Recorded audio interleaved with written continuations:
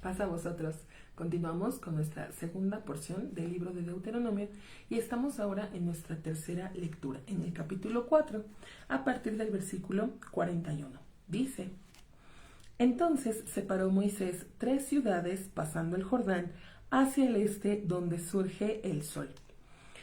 A pesar que estas 3 ciudades que apartó Moisés no iban a servir de refugio, sino hasta que todo el pueblo se estableciera dentro de la tierra de Israel, para que se pudieran funcionar como ciudades de refugio, Moisés no se abstuvo de apartarlas.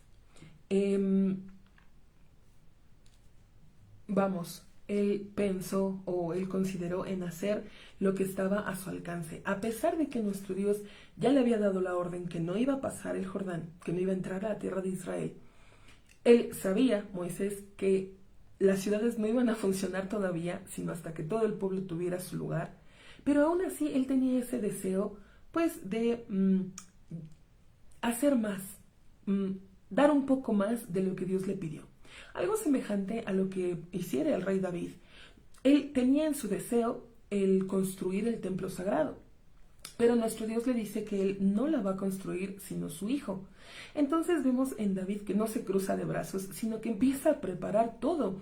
Empieza a reunir material, el lugar para construcción, todo lo empieza a preparar como si él lo fuera a hacer. Aprendemos de esto cuando es una obra buena, aun si sabes que no la vas a terminar, no dudes en empezarla, en dar el primer paso. Tenemos el ejemplo de David y también de Moisés. Continuamos, verso 42. Para que huya allá un asesino que haya asesinado a su prójimo sin intención, mas él no lo odiaba en el día desde ayer y desde anteayer, y huirá a una de las ciudades estas y vivirán. Moisés también sabía lo que era haber asesinado a alguien pues sin querer, por accidente. Él, si recordamos, nos lo narra allá en Éxodo, él sabía lo que era ser perseguido, el temer por su vida, entonces también tiene este deseo de designar estas ciudades del otro lado del Jordán. Dice: a Betzer en el desierto, en la tierra de la planicie, para la tribu de Rubén. Y como obviamente Rubén no solamente fue el primogénito, también tuvo el mérito de ser la primer ciudad de refugio, porque si recordamos también en la historia allá en Génesis, cuando los hermanos de José habían dicho que pues lo mataran, Rubén fue el que intercede y dice: no lo maten, no le hagan daño. Pues entonces la primera ciudad de refugio precisamente para los asesinos va a ser en el territorio de Rubén. Continúa el verso: y a Ramot en el Gilad para la tribu de Gad, y a Golán en el Bashán para la tribu de Manasés. Y esta es la enseñanza que puso ordenadamente Moisés ante los hijos de Israel. Y nos preguntamos, ¿qué tiene que ver este versículo? Veníamos hablando de las ciudades de refugio. Bueno, porque así como las ciudades son un refugio para aquel que asesinó sin querer, que cometió un pecado sin querer, también el estudio constante de la escritura, la enseñanza que tenemos, también esto nos salva y es un refugio para nosotros también en momentos de tribulación, de peligro, de angustia. Dice verso 45.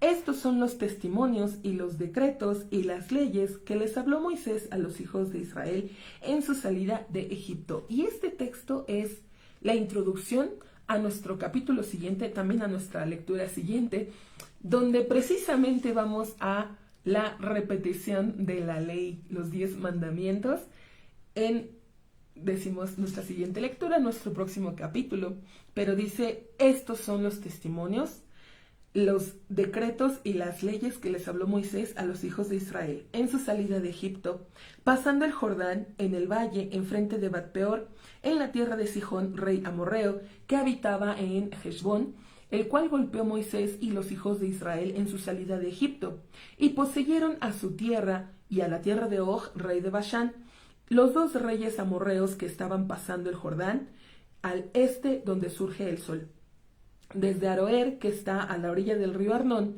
y hasta el monte de Sión, el cual es Hermón, y toda la planicie pasando el Jordán al este y hasta el mar de la planicie debajo de las cascadas de la cima. Decimos, nos está detallando precisamente en el lugar, la ubicación exacta donde están, y sobre estos son los testimonios, los decretos, las leyes, porque, repito, se vienen la repetición de los 10 mandamientos, pero eso será más adelante, si Dios permite. Hasta aquí con nuestra tercera lectura. Pasa a vosotros.